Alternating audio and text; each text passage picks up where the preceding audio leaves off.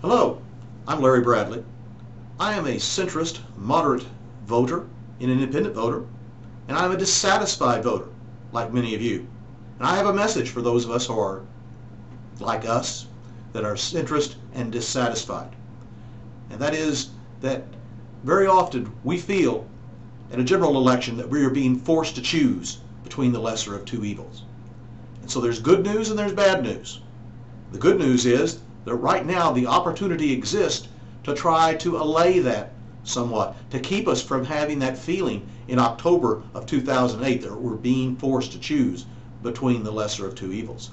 But the bad news is that to do that, to be able to have the feeling that we're not being forced to choose between the lesser of two evils, means that we're going to huff and puff earlier than we've ever huffed and puffed in our lives. In other words, as I record this today, we're on the verge of the holiday season here in 2007. But the primary elections are going to fall right on the heels, Iowa, New Hampshire, South Carolina, of that holiday season. And so you cannot be unprepared to vote in those circumstances. For many people, politics is like a sport that they don't like. And so if that's the case, then what you do is, for example, if you don't like baseball, you don't watch spring training, you don't watch the regular season, you don't watch even the playoffs. But when it finally gets down to the final two teams in the World Series, that's when you begin to pay attention. And a lot of people take that same approach to their politics. They wait until the general election, about 2 or 3 weeks out from the election in October, which is going to be October of 2008. They decide, well, I'll decide who I'm going to vote for. And they start looking at the two candidates, and they go, oh my God, these people are too extreme for me. Well, why is that?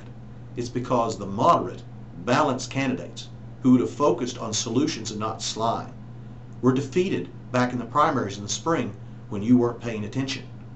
So for those of us who are independent voters, it is time for us to choose one side or the other and put ourselves out there and bring to bear our count, our voices, to be able to let those moderate, balanced candidates prevail in the primary elections so that we can have an election in the fall of 2008, again, that is focused on solutions to our problems and not slime. You know, there's another example I would give you very quickly of the timing is everything. I used to live in Tidewater, Virginia. Beautiful place, the Colonial Triangle, Busch Gardens, loved it, just absolutely loved it. The climate was such, though, that if you did not plant your grass seed in the fall, then you were in trouble. If you tried to plant grass in the spring, the roots would not go deep enough, and the grass, unless you were willing to water every day, day after day, then your grass would just flatly burn up. So planting in the spring, you might as well have taken your money, all the little dollar bills, curl them all up, and throw them out on the ground and watch them blow away. It's the same way with this primary season. You must take the time to be involved now when it counts if you want moderate, balanced candidates. So thank you very much for your attention.